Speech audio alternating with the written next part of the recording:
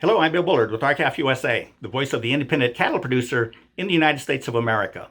Well, if you're a mother or father who doesn't want to feed meat of unknown origin to your children, and if you're tired of being deceived by global elitists, you're going to be interested in this message.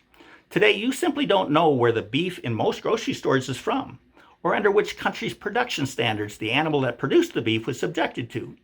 And not knowing these important traits about your beef is unconscionable in the 21st century. Now, the only thing standing in the way of Congress's swift enactment of mandatory country of origin labeling, or MCOOL, for beef, which would inform you as to the country the beef was from and the country whose production standards the beef was produced under, is the lingering threat from the unelected and unappointed globalist body known as the World Trade Organization, or WTO. Now, 7 years ago, the WTO ruled that when MCOOL for beef was implemented in 2013, it discriminated against imports from Canada and Mexico. And Canada and Mexico were authorized to implement coercive retaliatory tariffs if Congress did not repeal MCOOL for beef. And now a lot has happened since the WTO made its fateful ruling, not the least of which is that consumers have been exploited at the grocery stores. They're paying superinflated prices for beef and buying beef exclusively produced in a foreign country, such as Uruguay, even though it has a product of the USA label on the package. And this is all happening while American cattle farmers and ranchers are receiving depressed prices for the cattle, prices that make it difficult, if not impossible, for them to recover even their cost of production from the marketplace. Now, this simply has to be fixed, but MCOOL's boogeyman persists. Alarmingly, your government repealed MCOOL for beef at the WTO's behest without ever attempting to reach a negotiated settlement to avoid any trade penalties, in this case retaliatory tariffs, and to still allow MCOOL to continue providing valuable information to America's consumers. Now, our government has reached numerous negotiated settlements in many cases after the WTO had ruled against some of our other domestic laws, but it didn't do it for MCOOL.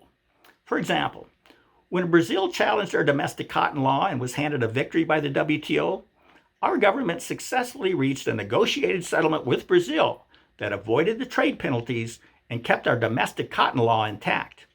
In that case, our government resolved the dispute with a one-time cash settlement. So this is but one reason Congress should stop dragging its feet on enacting MCOOL for beef. The MCOOL bills currently before both houses of Congress, Senate Bill 2716 and the House version H.R. 7291, both direct our governmental agencies to do what they didn't do but should have done 7 years ago. That is to develop a means of reinstating MCOOL that complies with WTO rules. And the bills provide a one-year period for them to accomplish this. But there's another compelling reason Congress should not be afraid of the WTO boogeyman. That's because our own government has determined that the WTO has been acting inappropriately and without authority for many years. In short, our government has strongly accused the WTO of overreaching its authority in its effort to strike down our constitutionally based domestic laws. Now, as part of the United States' ongoing reform efforts, the entire WTO body that hears appeals has been shut down. In addition, our government is now using the old MCOOL case to highlight the malfeasance of the global WTO body. The old MCOOL case was used to exemplify the WTO's failure to follow its own rules and its improper interpretation of WTO agreements. Now, specifically, our government alleged that the WTO wrongfully deprived the U.S. from advancing the legitimate policy objectives of MCOOL as a defense against the misguided complaints of Canada and Mexico. It alleged the globalist body actually invented an improper legal standard in order to denounce MCOOL, and it accused the WTO of wrongly concluding that MCOOL had a detrimental impact on imports, even though the law made no distinction based on the nationality of the imported product.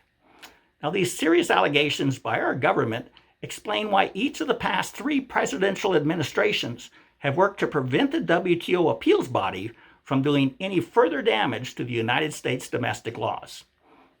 Doesn't that make you mad?